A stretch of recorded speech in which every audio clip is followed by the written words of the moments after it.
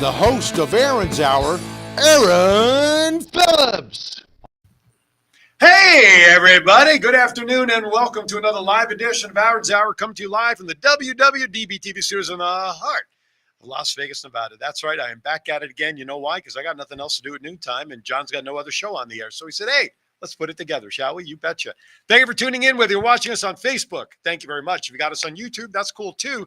Make sure on YouTube, though, you send those comments in because John can show those to me as well as the ones I automatically get on Facebook. If you're about to leave your house and go somewhere, that's okay. If you have an Android like I do, WWDB TV phone app is available in the store. If you have an iPhone, Apple product, WWDB TV LV. Don't forget that LV. Otherwise, you're going to get really upset. You can't find it. You got to put the LV on there. Download that and you can take us on the go. And last but not least, in about 72 hours, if you go to the WWDB TV channel on the Roku streaming service, not only will you catch this show and all my other shows beforehand, but as John likes to say, you will have a plethora of shows with which to watch at your earliest convenience. I will not give out multiple. I like that one too. So you have a multiple of plethora shows. Sylvester the cat has nothing on me right now. That's for sure. John, if I get the mic wet, I'm sorry. Join us. I would give you the phone number to call, but ever since we had some issues here in the studio, the phone line's not working exactly right. And so we don't want to have any issues with that. But put your messages in the chat room. Listen, you guys joined us on a great today. First of all, I was surprised in studio co-host, which you'll not see until after my opening segment. And then after that, if you've read the update, my post, you'll know that my guest today is Mr. Alan Geik. He is an author. That's today. If it's not, we're in the wrong place at the right time. He wrote a book called Uncle Charlie Killed Dutch Schultz. Not Charles Schultz, the Peanuts guy, but Uncle. We'll talk about that when he comes back. So that's all mafia stuff, but not just mafia, the Jewish mafia. That's right. I may be connected, not even know it. Hey, you know what time it is? It's time for Vegas Unwrapped 2.0. Watch.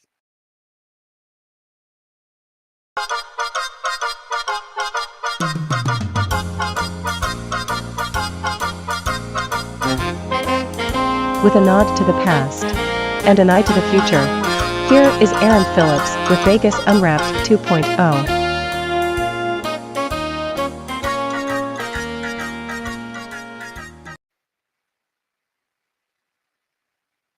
Vegas Unwrapped 2.0. This is a point of show where I share some stories, news and events, winnings, so that this way, if we keep sharing that, y'all keep coming here. And it's working because we've got visitors now coming, even number-wise, more than ever before, even better than the pre-pandemic. And at this point, though, I'm going to ask John we're going to change it up. I'm going to ask him to go to the wide shot because I want to introduce my special co-host today, Mr. Peter Papagiorgio. How are you, sir? I'm good. Good to see you. Thanks for coming in. Well, thank you for having me. Kind of last minute. I also like to surprise my co-hosts by asking them like a few hours ahead of time. Hey, you want to guest host with me today? Okay. Yeah, exactly. I wasn't doing much. Catherine says it's okay. Anyway, good to see you, sir. Well, thank you, sir. I'm not going to say it's been a while, but to have you on the air with me, it's been a while. Usually Catherine's here. We talk about all the stuff you got. Well, the last time I was on was in April. And who did we have as our special guest then? Wendy Kaufman. From? The Snapple commercial. The Snapple lady. That's right. She is. She's an American icon. She is. An icon was the word I was looking for. Matter of fact, there's a scoop out there. It's a couple of people I know I think is having dinner with her tonight. I'm not sure about that. I'll have to check my calendar. But I think that's tonight, as John likes to ask, so, right? Yeah. And we're going to go to, I'm going to let people know where we're going to go because if we get paparazzi, that'll make us feel good. We're going to be at Marsigliano's Pizzeria and more down over on West Sahara and Cimarron tonight having dinner. But anyway, all right. So thank you for joining me. So you know what My pleasure, Alan. You know, Alan? I mean, Aaron. That's Alan over there. Should we start again? No, that's okay. Aaron and Alan. There you go. Yeah. Don't mess it up, John. Anyway. Double A. MCO. All right. Hey, there were some winnings this week, and I always like to share this to let people know that, you know what, keep coming here because, first of all, even though I announced some great winners, this town was not built on winners. So keep that in mind. So here's the first one, a visitor from Texas. Yeah. 600. I wonder if she did that when she won $643,000 after hitting a jackpot at the Las Vegas airport. The airport lately is at the airport. Wow. Yeah. The airport's really been good to a lot of people lately. I can never remember hearing and reading about so many stories of winning but you got a captured audience, so that only makes sense, right? Yeah, but that's only because they haven't paid anything in like 45 years. That's very true. Very true. Let's see. Brittany from Texas raked in $643,435 playing Wheel of Fortune in the A gates. Okay, that's pretty impressive. Doesn't say what I always like to know about these is how much the person spent at that time when they got the win, because that's not really all they spent. How much money did they really spend in all the time they were betting over the years that they may be coming? Exactly right. That to me is the true cost. But good for her. But I'm sure she's ahead. Yes, I don't probably think just a little bit. I don't think she spent $600,000. Probably not. Here's another one. A guest turns $10, a $10 bet, into $1.5 million after hitting a jackpot at downtown Las Vegas casino. Let's see, real quickly. Which one was it? This is at the Golden Nugget. On Fremont. Yes, on Fremont Street. According to a representative for the Golden Nugget, the lucky winner, who remains anonymous, boy, that family of anonymous people keeps growing every week, won a massive jackpot worth $1.5 million while playing the Wheel of Fortune slot machine. The guest, who was not identified, was playing the Wheel of Fortune $1 denim. That doesn't look right. Denomination. There you no $1. Well, denom. That's how they put it here in the article. Denomination. Denomination. No, they only said denom. I understand. It's abbreviated. It's abbreviated. That's terrible. It's short for denomination. It's just short. Meaning it takes $1 playing. The customer had 10 coins, which equaled the $10 bet. This is the kind of winning. I want to know how much you really spent over the lifetime of $10 bets before winning $1.5 million. But I want to ask you. Yes. If that was Still you, ahead. that 1.1 million. Yes. If you had won, what would you do with the money? Oh, that's easy. Okay. Run and hide, not tell anybody where I'm going. Hi, Jennifer from Hawaii. No, in all honesty, and I got to be honest, it's cliche when people are asked that question. Certainly, I would take care of all my debt. Okay. I certainly would take care of helping my dad if he needed anything. My daughters, of course, and my sister. I would share the wealth with the immediate family, because I would finally be in a position to help them in ways I only wish I could help. Right. You know, it's a Hey, typical. we're family. I'll give you 4,000 reasons why I that thought won't we were happen. cousins. We're cousins. See that I can understand the anonymous part, because you know what, people will come out of the woodwork. We have a situation right now in our family on my wife's side where a passing has created alleged family members coming out of nowhere claiming that they should have rights to what's left. And it's like, wait a minute. And I don't want to deal with that. And that always happens. Yeah. That's why I have everything in a trust. So this way, no one can tell me what to do. Supposedly. Hey, do you remember when it was announced that Formula One was first coming? Yes. Right? About a year or so ago. Yeah. Do you remember the outrageous prices that hotels were going to start charging? Yes. Do you remember some of them? Yeah. MGM was like 10 grand a night for whatever. Really crazy. Well, here's the interesting part. Hotel room rates have plummeted for the Grand Prix when it comes in November. So Is it because lack of attendance? probably because they want a better response, I would say. You're getting closer now, and probably these reservations just are not filling up as fast as they thought. They have fallen nearly 60% at some of the resorts since they were first posted last week. So for instance, here we go. I'll give you some of the comparisons. The Link, which literally will be right in the middle, in the heart of everything around the strip, right? On November of last year, their room rate was coming out at just about $2,700 a night. As of this past week, $1,395 per night. That's a 48% price decrease. Paris, Las Vegas, $3,500 down to $1,900. Planet Hollywood from $4,400 down to $1,800. Okay. The last one to mention, Caesar's Palace. And by the way, this was pre-cyber attack. Take that for what it's worth. Last year, $5,300 down to now $3,300. That's a 36% decrease. And also, the four properties saw a price decrease overall of 48% on average. Listen, November 16th through the 18th, if you're working in and around the strip around that time, God bless you, because you ain't getting call right. Be the 3 day fever. I'm not going to be there, that's for sure. I'm not either. First of all, I'm not a big race guy anyway. I mean, it's just not my sport. Hey, imagine the people Me who neither. made reservations last year and paid up front. And I wonder if there's any restitution going back to those people. You know? A couple of years ago, Catherine had gotten some tickets for NASCAR Mhm. on the Speedway. And we were there for like an hour or two. I said, I want to go home, man. I'm just bored. It's so funny you say that. When I worked for a national payroll company, they were Brett Bodine. Yeah. We sponsored that company, sponsored his car. So as the local manager of that company's office, they gave me tickets to take a couple of clients, and we were down in the pit, right? We were there at 6 a.m. and we were watching the race from the pit. By the way, the worst place to ever watch a race because you're only seeing the car for literally like 1.5 seconds as it goes past the start finish line. I ended up watching the race. You know, they have the big metal toolbox basically where they have the people sit in their chairs to spy what's going on. Right. They have a little TV monitor. When I tell you, it's probably no bigger than the size of this book. I'm watching this with my guests on this little. We're all huddled around the little TV monitor to check. Then, of course, we held our breath because every time Brett Bodine got into a crash, we saw our ESOPs go down. You know what I'm saying? We had to replace the car. So, if you're in the stands, it's okay. But like you said, just by 6, we got there at 6 a.m. I think after like 15 minutes, my guests and I look at each other. We're like, "You done? Yeah, I'm done. Let's go." It's just not my cup of tea. No. Anyway, last thing, and I want you to speak on this if you can. Rumor has it, thankfully, it looks like that the writer's strike in Hollywood, and actually maybe our guest might be able to talk about this a little bit if he chooses to. Otherwise, he'll probably. Alan was in Hollywood. I know, but if he doesn't want to talk about it, he'll probably send somebody after us, if you know what I mean. But yeah, so it looks like the writer's strike maybe is about to finally be settled. Yep. What have you heard?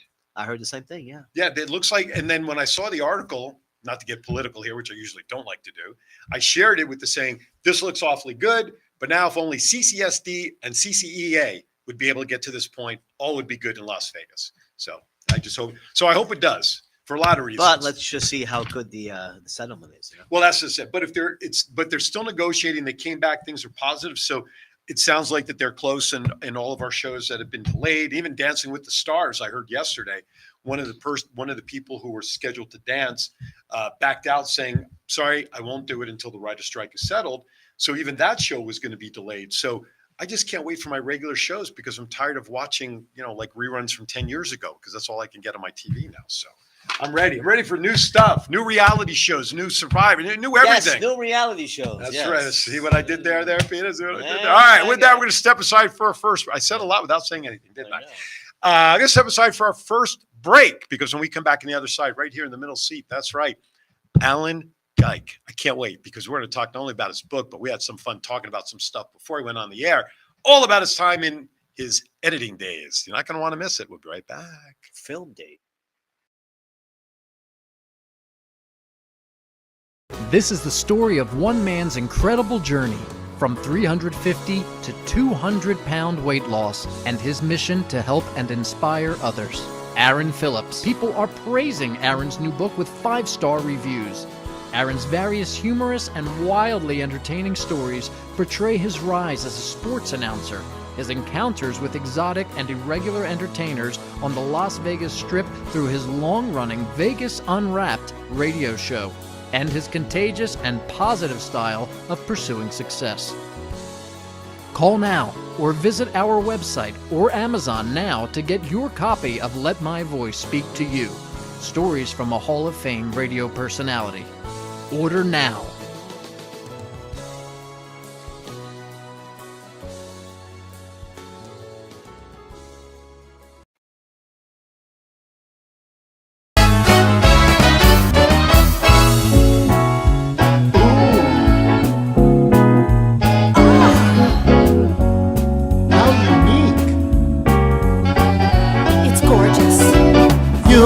Find the art that speaks to your heart at Desert Valley Gallery.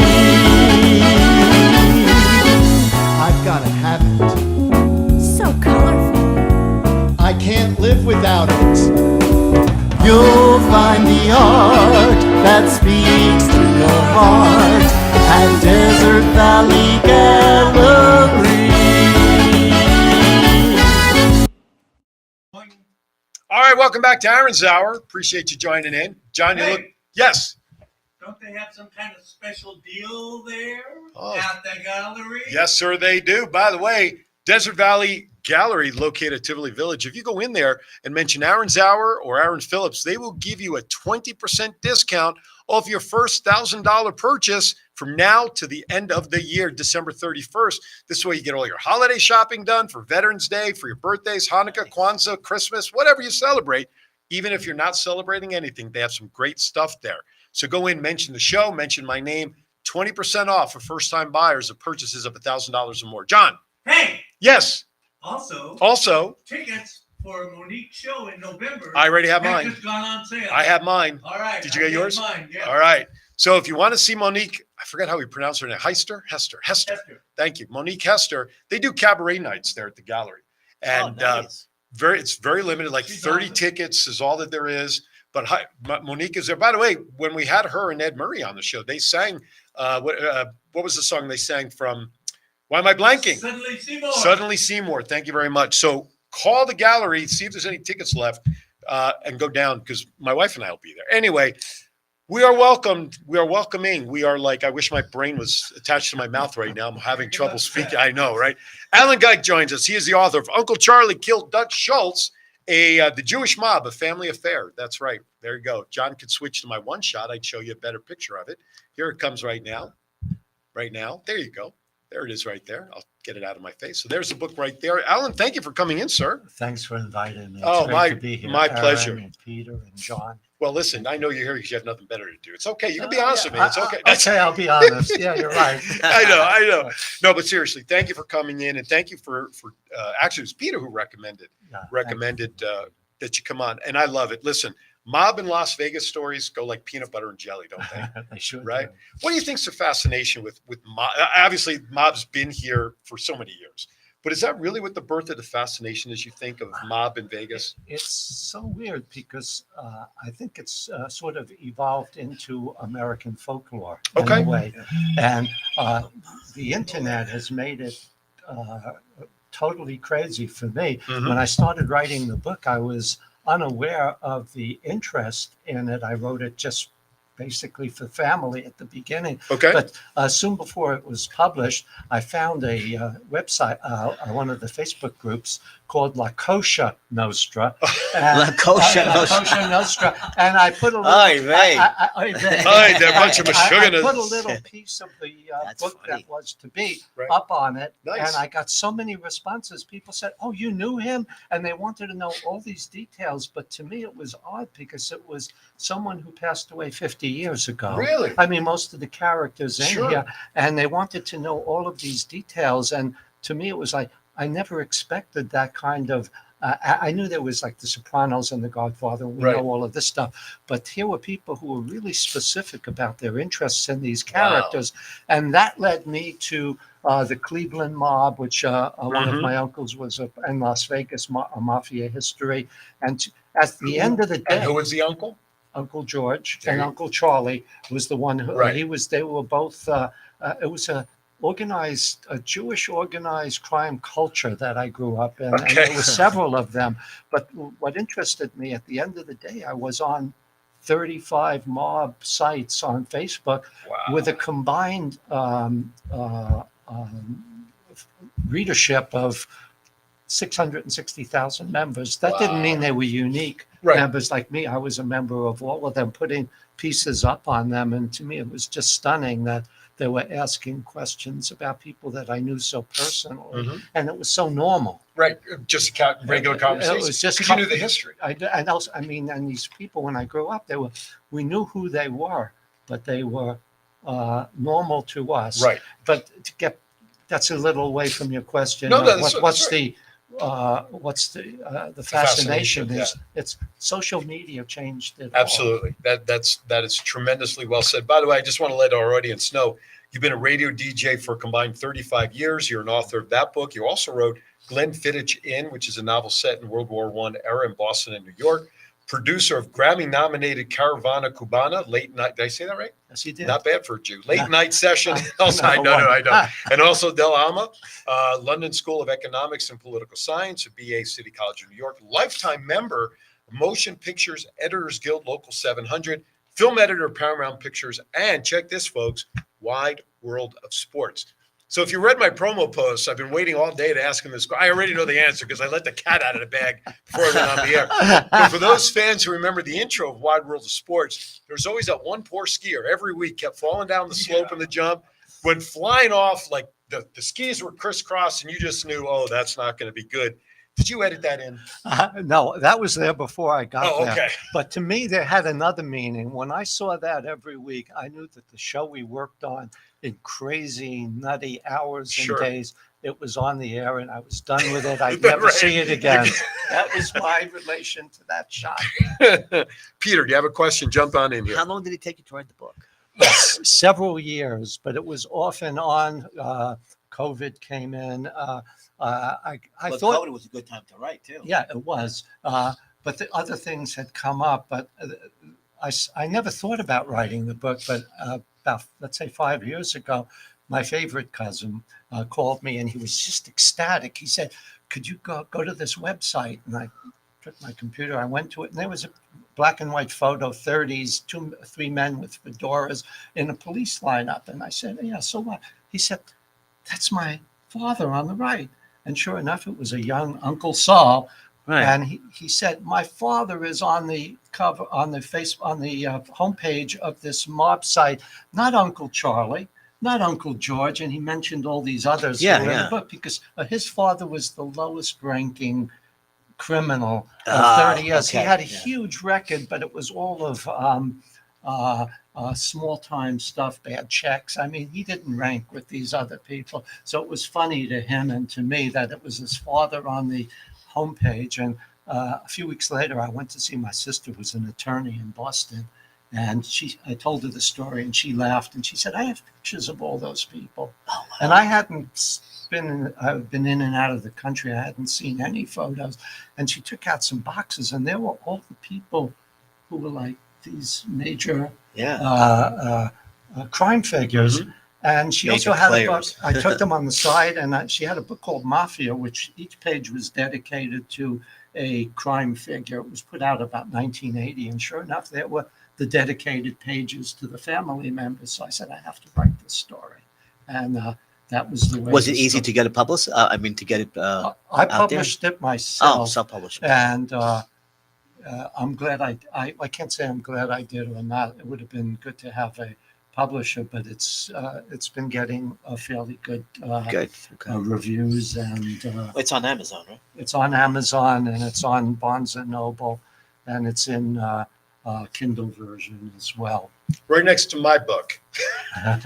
Let me ask you this. What was the aha moment for you in your life when you realized the family business, the Jewish mob culture? When did you realize what was happening? I think it was always part of our understanding. When I say our, I meant my sister who was younger than me, Mhm. and my older brother who later became a police detective. Right, I read that. Which was interesting because he had an even closer relationship because at that time the police were and the organized crime, they were together in Right. so many ways. Yeah. And he wound up getting busted in the Prince of the City story. Wow. And, Oh, wow. but that was later on. But to answer your question, I always sort of remembered the jokes that we took for granted. Like we were walking on Coney Island Boardwalk one time. I must have been 9 years old, 10 years old. And someone pointed to the hotel there and they said, that's where they threw A.B. Rellis out the window. He was a Murder Incorporated Oh, Murder man Inc. who became an informant. And he was under police guard. And he supposedly jumped, which was crazy to think about. They threw him But out. and they told it so naturally, like, "Oh, A.B. Rellis Like it jumped was out just like matter of nothing." And fact, in fact, right. I was like 9 years old. You mean the police threw someone out the window? And someone else said, "Yeah, and it was it's right around the corner from the fun house," and that was their dad jokes at the Yeah, time. yeah, So I always sort of knew that these people were. They were different than my mother's side of the family, who Mhm. were like your normal aunts and uncles. So did you find, did the two sides of the family then mix well? They Just- mixed well, and the people who weren't, these people, I mean, their children were my cousins. Gotcha.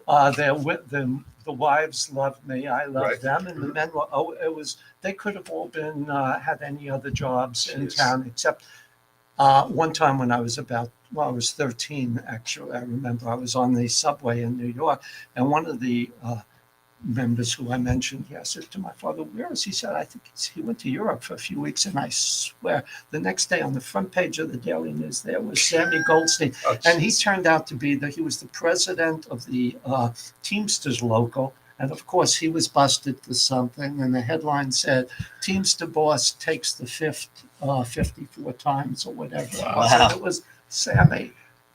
As you mentioned, what age about for you that you remember that? I'm thinking, man, your bar mitzvah must have been one hell of a shindig. That's what I'm thinking of. It's so funny you mention that, because all of the pictures of people sitting From your- around from from my the bar mitzvah, mitzvah, yes. almost every one How of about them. that one? That's is right crazy. there. Huh? And I joked with my sister about it, because she gave me the book itself to Right. take when Sure. I left Boston, along with the Wow. Mafia book.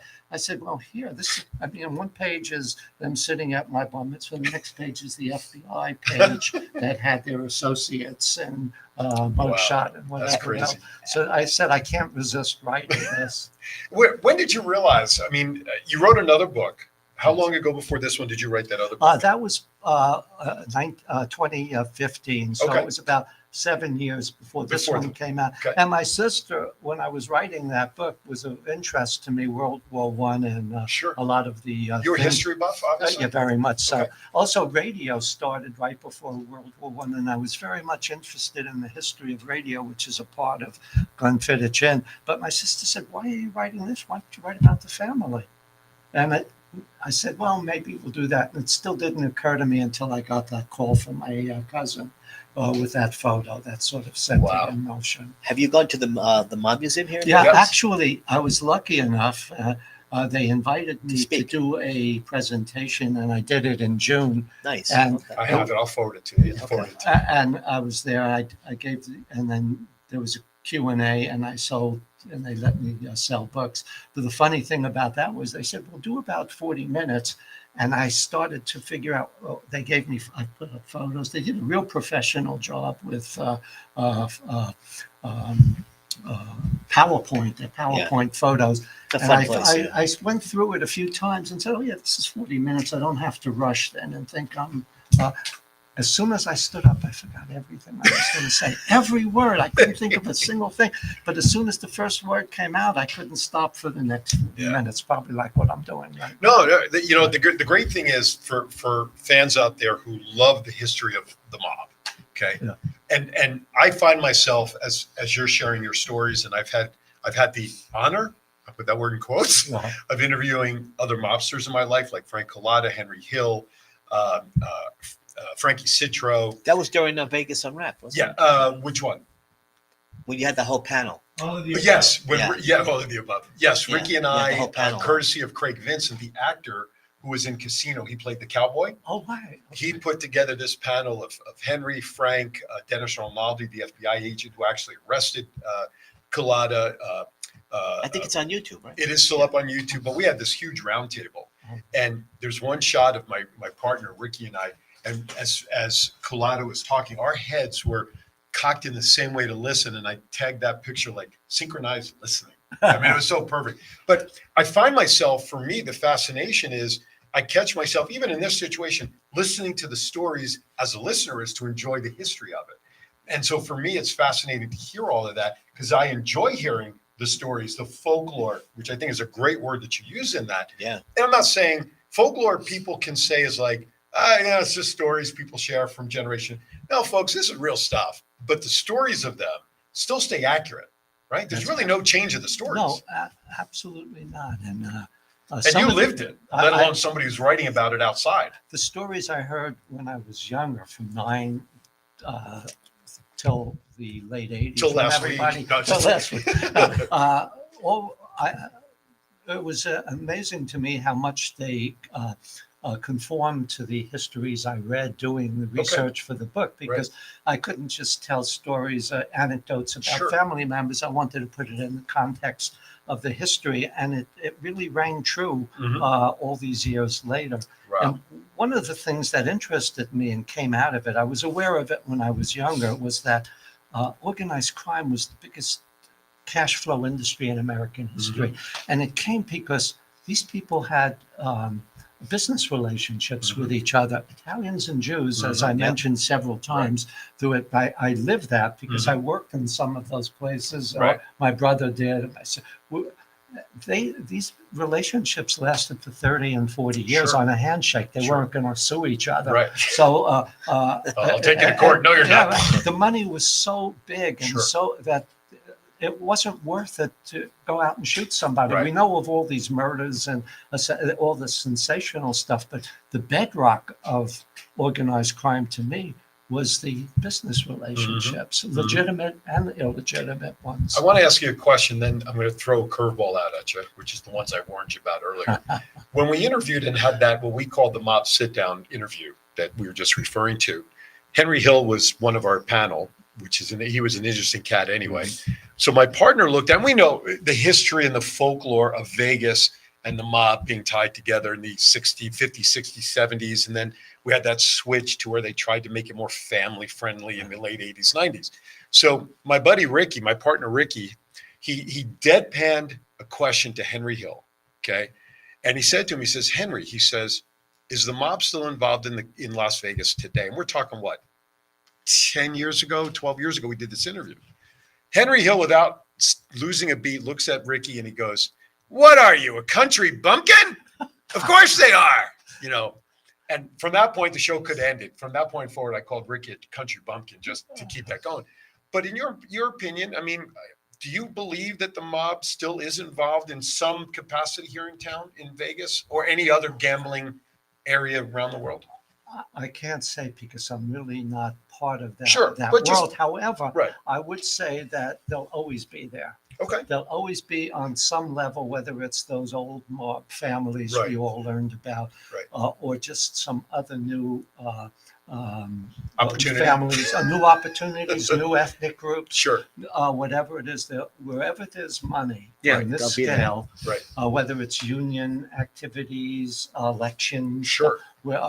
donations, whatever, there'll always be someone scamming, and there'll always be a group of people scamming. Gotcha. So in other words, those calls I get from India telling me I have a long lost aunt and uncle for $1,200 million. You too?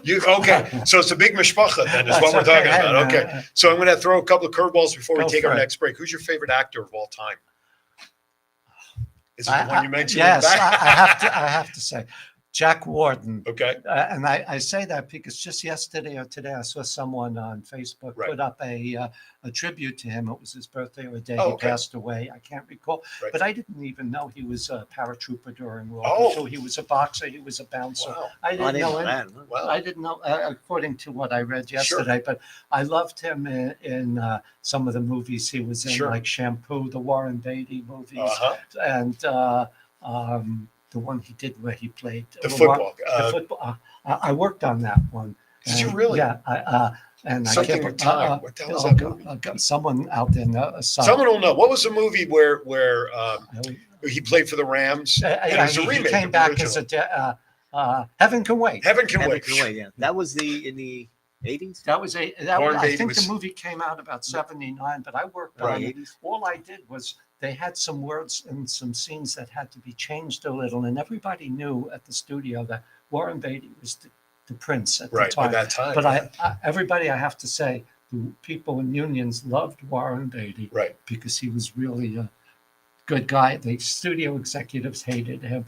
But one scene was a locker room scene, and all the players off camera were yelling, "Oh, F you," and what. So me and one of the other people, we put our voice in, and Warren Beatty called the editing room, and he said, "Who is that voice?" And I said, "Me." And he said, "Don't give up your day job." Hence why he went to authoring and not. I laughed and I loved it, and And that was a remake because the original one that was, was many years something before that, maybe, right? I forget about this. So what? So so what's your favorite movie of all time? Well, I always have to actually. On the Waterfront is one of Classic. them, and The Man Who Would Be King Mm. with Christopher Plummer Mhm. and Michael Caine and Sean Connery. Wow. I remember Sean seeing that and being so amazed by the artistry of John Huston Sure, directed sure. it. Sure, yeah. One last question before we go to break. What's your favorite music genre? Well, I was an Afro-Cuban music host for 25 years Okay. on the radio, Mhm. and I sort of, for a Jewish boy to wind up. But as it turns out, there were a fair number Right. of non-Latinos Sure. who were musicians and well-known one in that field. And so I'm still have a great affinity for Okay. it. Fair enough. On that note, we are going to step aside for another break of the show because I got bills to pay. If anybody wants to help pay them, though, I'll certainly take the help. You're watching Aaron's Hour. Special guest, Alan Geik, and my special in-studio co-host today, Mr. Peter Papagiorgio. More with Aaron's Hour. We'll be right back. Hello, everybody. It's me, President Trump, greatest president in the history of presidents, and I've been on a lot of shows, believe me, but the best one by far is Aaron's Hour with Aaron Phillips. This guy is so amazing. What a great interviewer, and you can catch him every Saturday from 12 to 1. 12 to 1. It's a tremendous show. You know why? I was on it, and the ratings went through the roof. Check it out on WWDB TV. That's WWDB TV. It's huge.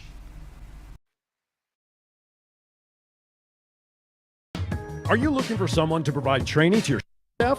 Do you need a motivational speaker about how to handle change? Do you have an upcoming event that needs an MC to handle those responsibilities? Well, look no further than longtime Las Vegas radio personality Aaron Phillips. I am local to Las Vegas, and I can blend my talents with any audience. For more information, please visit www.aaronphillipsvoice.com and book me for your next event or training needs. Wake. Hi, welcome back to Aaron's Hour. Thank you for joining us today. Talk about the Jewish mob. People always used to laugh about that there was a Jewish mob, but truly there was. And Mr.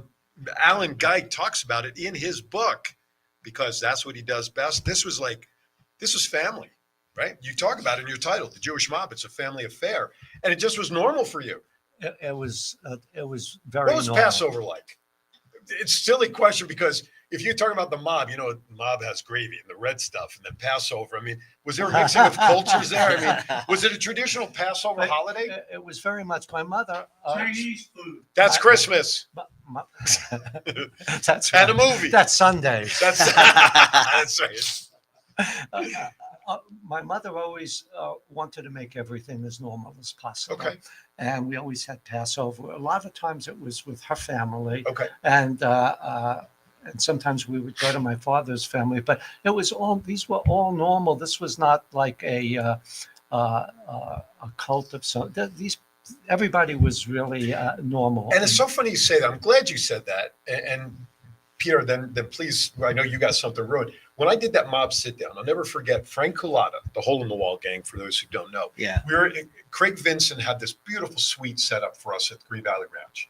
And I remember we're sitting at the table getting ready to go, and Frank Culata was sitting in a chair, like a grandfatherly, like high back chair in the far corner. And his grandkids were there and running around, and they're going up to him. He's his grandfather. And I looked at this from afar. I'm like, what's abnormal about this picture? Nothing. Nothing. Because you have all the stories and the history and the blood and the guts, because that's all sensationalized in a lot of ways, but real. Okay. And here's this guy who's notorious for what he had done in his line of work. Absolutely. Just being a grandfather. It's granddad. What, Yeah. what a paradox that was for me. So that just flashed into my head as you're talking about how mom would try to make these things as normal as possible.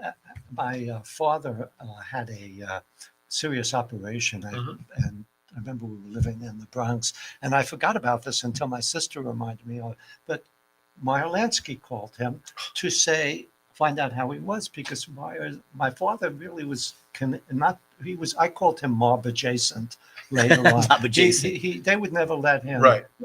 But he knew Meyer Lansky since they were. And as I told in the story, I shared a pastrami sandwich with Meyer Lansky, which was not as big a deal then as it was As it is now. now. And I mean, he was an old Jewish man to me at the time. I knew who he was. Sure. But Meyer called up and wished my father well, and he said, according to my father, he said, the doctors don't know shit, so you just do this. And my mother from that day on would say, that nice Mr. Lansky. Because she would call him that because out of respect. She knew him for her whole life. Yeah. Mr. Lansky was such a nice man. So she really worked on. Did you see making the it Meyer more- Lansky movie that was on, I think it was Netflix or something? I watched the first part of it, but I sort of lost interest. I love Harvey Keitel. Right. He's right. he was great in it, but my complaint was the B story of the guy who was writing it. Mhm. And- The backstory and on the him. backstory, it was a little too much for me. Gotcha. That took me out of what I Gotcha. wanted to know, but some people thought it was good. I enjoyed it. I also had, and part of my enjoyment was because right before that, I had an opportunity to interview Meyer Lansky Jr., who Uh-huh. lives in town. So hearing about it through him, and he inspired me to make sure I watched it. Let's just put it that How way. did he think? What did He thought it was great. Okay, cool. He enjoyed it. He thought it was a Right. great picture of his dad. It was where he focused. And I understand. I think they use that other character more to, I don't say lighten it a little bit, but I think they kind of use it as a small diversion Sure. to what Lansky had going on in his life. That's why I viewed it. Sure. You know, he was obviously the subplot behind all of that. There were times where I'm like, man, that's a little hokey with this guy, you know, but I thought it was well done. I thought it was pretty, but that's me. And I I'm like gonna go Harvey back and- Keitel also. Yeah, he's a favorite. He's great. Yeah, Did he's you ever been see a The bit- Bad Lieutenant? I did Yeah, not. I saw it. I have not. He was so bad. You have to really. Yeah, see it was really. I mean, it reminded me because that was the era my brother was a detective. Gotcha. So, Okay. Gotcha. But Harvey Keitel pulled that off great. Absolutely. Peter, you have a question? Something you want to throw out there? I want to kind of talk to you, get some insight into the whole Hollywood. When you worked in Hollywood, how was it for you? For You me, know, any stories for people out there, you know, working with actors or well, I have stars. to say, everybody, and I wasn't working on editing feature films like the first editor on them. We would recut stuff. I worked on TV shows. I mentioned The Watch, sorry. The Watcher. The Watcher, which was, I mentioned that because it was set in Las Vegas. It was Right. probably the mid 90s.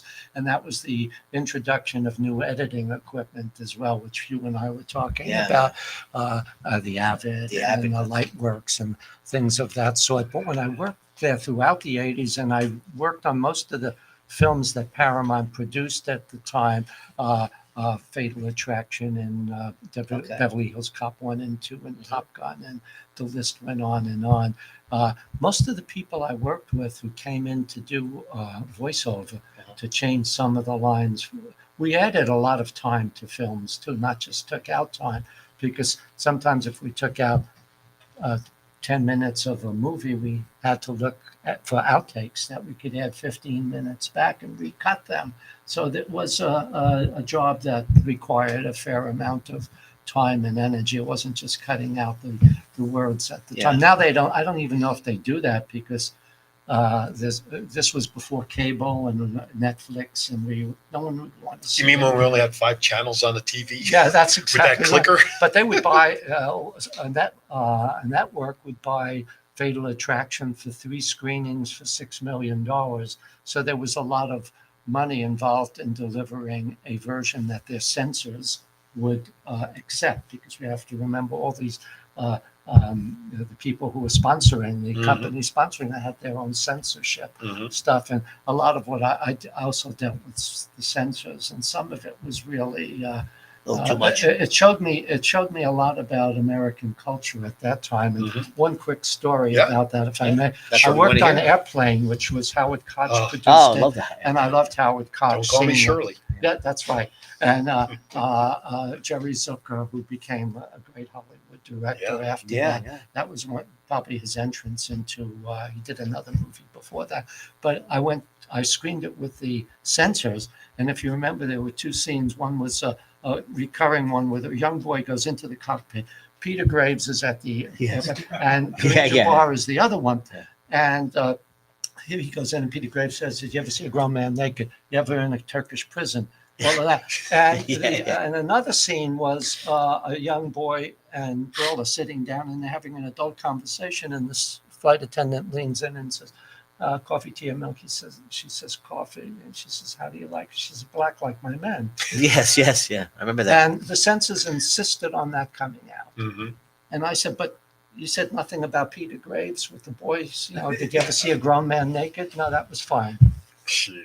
And we had to take that, do something, whatever we did. Wow. So that told me a lot about Sure, censorship sure. at the time.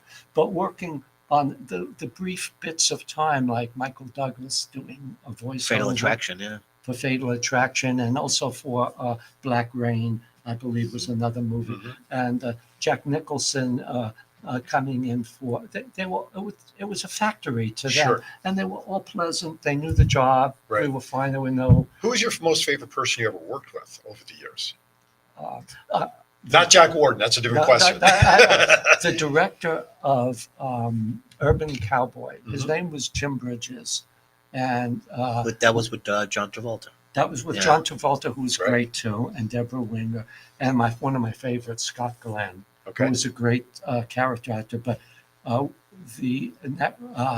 we had to talk about it. I said, "Why don't you? This is such a hit," and the network wanted to make it a shorter film, and for some reason, I can't say I inspired him or gave him, but he went to the network and I said, why don't you make this a 2.5-hour film? Add all this outtakes Mhm. stuff that Robert Evans and the studio didn't want in it. And they said, okay. And we added 18-20 minutes to that version. It was also interesting because that was the beginning of videotape.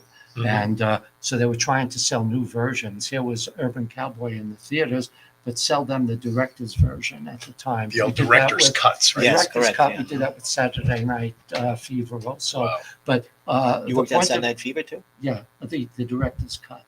Oh, okay. The director's cut. I wasn't on any of the original editing of I those. love that movie. Yeah. Yeah, me too. And anyway, Do you ever he- wish he- to wear a white suit? I'm just curious. Yeah. From that. Actually, in here, there's a picture of me with my father at Matty the Horsey and Ella's bar, where he gave my father his retirement party, and I'm wearing a suit. And I think I wrote in there, "This is my John Travolta." Oh, my suit." goodness. So Listen, there you go. I have not. Listen, I got to be honest. Yeah. We just chatted 2 days ago. That's so I have not funny. had a chance, and I've talked about your bar mitzvah, which you had in the book, and now I've got the white suit. Yeah. Doo-doo-doo-doo-doo. Anyway. And there's right. You'll Wow. see the I will. answer is. I there remember is one. Alan with they just I just saw on YouTube recently they had like a documentary about Saturday Night Fever, the whole behind the scenes I and didn't all know that. that. It's on YouTube, Oh, and even John Travolta, he thought it was gonna be like an art house film. uh-huh. No one expected it to be what No. it became. Yeah. And it was interesting because he It kind of had like a low budget feel to it too, it did. an independent It, feel. it definitely was. And the interesting thing to me was that both directors, John Badham directed Saturday Night Fever, Yeah. and both directors told me that John Travolta fought to have the dancing in one long shot like Fred Astaire. You Wow. didn't see like all this fancy Right. cutting. And he won the day in both of them. He said, Yeah. "Let's the audience see the dancing." And the director, who I mentioned, Jim Bridges, after we did this big version, the network said, "Well, now give us one with 36 minutes less." So we went back and we took out all the stuff. And I became very fond of Jim. He was really a great director to work with. But the Saturday night, Jim Bridges told me that the editor at the time cut the dance scene, one of those scenes with Deborah Winger, cut it, and they spent the whole night in it. And John Travolta came in the next day, said, "Oh no, just one shot. The shot that goes around the Right. camera." He says, "That's it. That's nothing else." Jeez. So they took out Yeah. all the editor's work and put that one shot in, and it was one of the Well, great films of the era. And Those it's interesting iconic because I got to scenes. think that the actor in that moment, in this case Travolta, has a different feel for a scene because he's in it, Right? versus an editor who's maybe looking at it from outside the forest and getting a different feel for it. Absolutely, absolutely, and also their attitude, which an editor would have, and anyone behind the camera would have to share. He's up on the screen that Right. way, Exactly. and exactly. its director's name is on the film. It's his, Right. it's his reputation, not Right. not mine, Right. or Exactly. anyone else, or the studio Sure. executive. for Sure. that. You always remember the movie, the title, the director, and some of the actors. That's it. That's pretty Correct. much it. Yeah. I want to.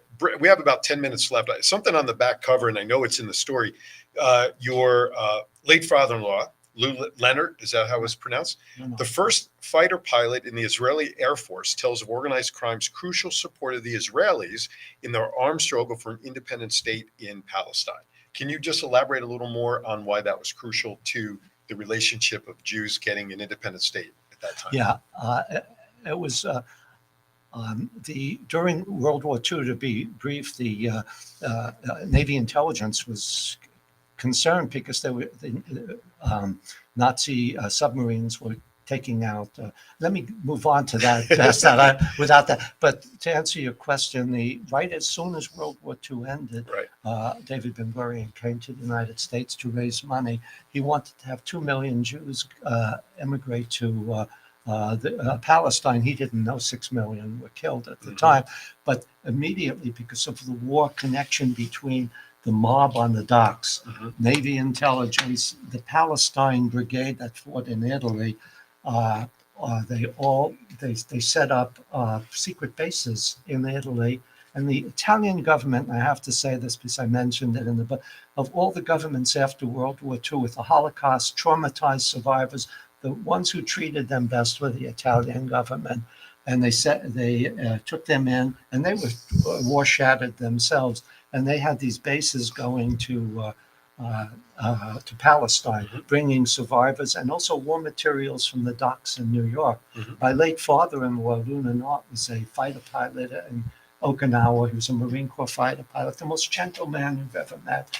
You know the type, I'm sure. Yeah. And he was recruited by the Haganah, the secret, the Israeli paramilitary, to go to these secret bases and fly material to Palestine. And he was later on, he flew a Czech plane, which was a German Messerschmitt. He was the first one who passed the test on the Messerschmitt. So he and three other pilots held back the Egyptian advance. And one of those pilots was Asa Weitzman, who became the president of Israel and a lifelong friend of his. But behind it all was money from the docks, money and material. And of all things, Lucky Luciano had been deported right after the war. Meyer Lansky helped get him out of a lifelong sentence, and they deported him to Italy. Yeah. Sorry? Yeah, to Italy. Yeah. And as soon as he got there, he was totally in support of Meyer's, support of Israel. So it was his word that those secret bases were going to be protected. And Lula Knott said he never heard of Meyer Lansky before because he came from Wilkes. He was from Hungary. Right. And he didn't know anything about mob stuff but then once he got to Italy, he realized these bases were really well protected. Wow. We can talk about this stuff for hours, and maybe we'll have you coming back at different times to talk more about the book and share some of your other stories, because I'm fascinated by the stories. I have to remind myself I'm co-hosting the show, not just listening to everything that we're talking about. I want to ask you a couple more crazy questions, and then we'll get back to where people can get the book and all that sort of stuff. What is your favorite vacation destination spot? I would say Thailand. Okay. And I lived there for 2 years in the early 2006 to 2008. And, gotcha. And that would probably be the place I would go to spend a lot of time. If money were no object, assuming you don't already have this, what would be your all-time car that you'd like to see parked in your driveway someday? To be honest, I know nothing about cars. And I have friends who really can pick out that 1956 Buick or whatever and talk to me about, I know nothing about cars. And if I had all the money in the world, I'd probably be still driving the Kia, same car. the Kia Sorento that's in the driveway right now. Sounds like a commercial. That's right. Exactly. There you go. Maybe they'll get a brake job from them. That's right. Okay. A little pat on the back. Extra cookie while you're waiting during your oil change. Yeah. All right. If a movie were made about you, who would you like to see star as you in that movie? I joked about that with my sister and some of the people. Like, who would you? And I kept thinking about. I did give that thought, but I can't come up with a name of any of the young actors. Of course, Anybody. It doesn't have to be anybody of today. Who across the board. I mean, you've worked with plenty. I mean, who do you think would be the right Alan Geik if that movie were made? Well, one of the people I would think of when I was younger would be Andy Garcia. Okay. Only because I know him through the Sure. music. Sure. And And I'm such a fan of his as a person. Okay. And I think he had some of those attributes Okay. that I would see in myself. Christopher Walken. I love Christopher Walken because this man is totally nuts in some way. I mean, Because I can see him picking up your cadence and, Oh, and how you How about speak. Alan Arkin? Alan, Oh, that's a good one. Alan too. Arkin plays. That'd be, Nice I out. like That would that. be- That'd be a good one. but Christopher Walken in the movie, I think it was True Romance. Uh-huh. He was so sick. I mean, and I Yeah. know it's an act, and he does, but he pulls it off so many Right on. times. It's just there's something going He on. came in from that Astoria, where he grew up, Did he really? and they had Walken's Bakery Oh, on I didn't know Broadway. that. in Where was Astoria. this? He's from Astoria, Oh, I didn't know the whole that. family, and there was Walken's Bakery. So when he won the Academy Award in 1977, you walked into that bakery. Steinway? Yeah, there was photos of him and everything. On Wow. Steinway? No, it was on Broadway. Oh, okay. Broadway on the 31st Street, just a block off. Yeah. I love Steinway. I've always have. It's like, to me, the most diverse street in the country. Yeah, that's where I grew up. Yeah. Two Did more you- questions, and then we'll Yeah. get back to having, because we only have a couple of minutes left. Favorite superhero of all time, Uh-oh. Batman or Superman? And if you need a little hint, let me give it to you here on my phone, just in case. Who's Well, your favorite superhero? I didn't need the hint because Okay. I'm in the same league as you are. It's Oh. yeah, There you go. It's Batman, that's baby. Batman. So Let- you'll be invited back. Absolutely. Okay, well, no, I was no hoping question. I would get that as a reward. This past the 19th, I think, was Adam West's birthday. Is that right? Yeah, and Batman Day, of course, was last Saturday. Oh. National Batman Day. So yeah, I grew up on Adam West and Burt Ward. So Okay. I mean, last serious question: when the day comes, hopefully it's many years down the line to 120, when you're at the pearly gates and the maitre d is there waiting to welcome you in, I give him 20 what or whatever it is. would you like him to say on your way? What would you like him to say to you as you enter? Here's a guy who had a lot of fun and did some fun things that he completed. Good. Excellent. There you go. There you have that. I'll never forget what Frankie Sutro said when I asked him that question. He goes, the maitre d' would say, get the hell out of here. Go back and try again. All right. Let's talk about your book. Uncle Charlie Killed Dutch Schultz, The Jewish Mob Family Affair. Let's talk about where people can find the book. The book's on Amazon. It's in paperback, as Aaron is holding up, and it's also in Kindle version. You can get it pretty much on any platform that you buy books from. You personally, you're also on Facebook. Do you have a website where people I can? have a Facebook page. I have my name, Alan Geik, Geik. You won't see it anywhere else. It's unique, and I go into that in the book as well. But also, yeah, you can see, you can get it. I also have a Facebook author page as well. There you go. And by the way, just while we're here, those of you celebrating Yom Kippur this weekend, have an easy fast this weekend, because right here in this room, 2/3 of us on this panel will be celebrating. Although actually 2/3 and a half, because Catherine's half. She's right? half Jewish. So part of it will be. half Italian. My wife's half Italian, half Jewish. Imagine the arguments in her own head. Oh, That's right. Based on what you were saying. Alan, it's a pleasure. Thank you for coming down. I Thank you hope so we do much. this again in the near I'd love future. to. Hopefully. Thank we you. wanna Nice thank meeting Alan. you finally. Finally, yeah. Peter, thank you for coming in as Oh, always. thank you. It's my Look pleasure. forward to And seeing thank you in you, a couple John. hours. Okay. Yeah. Thank you. Thank very everybody much. for. Don't thank him. It'll go to his head. Okay, I forget it. Thank everybody for watching. I think I know Don't who. forget, I push the buttons around. Yeah, you Okay. push buttons, okay, and it ain't just the broadcast. Anyway, join us next week. I have a young author coming in. His name is Rico. I met him a few weeks ago when I hosted that rock paper scissors tournament. Don't ask me how I did that. I'll never admit to how I figured that one out. Heroes and Hearts a couple of weeks ago, but Rico's coming in to talk about his book on how to deal with situations that stresses you out. Young author. Make sure you tune in for that next week. He'll be here live in studio. With that, as always, I want to thank you all for listening and watching. No matter how you do it, please make sure you share the feed and how much fun we have here on the show. With that, remember this. Be kind to everybody. Why? Or we have. Don't you forget that. Thank you for watching. We'll see you next week right here on Aaron's Hour. Thank you, everybody. We'll see you next time.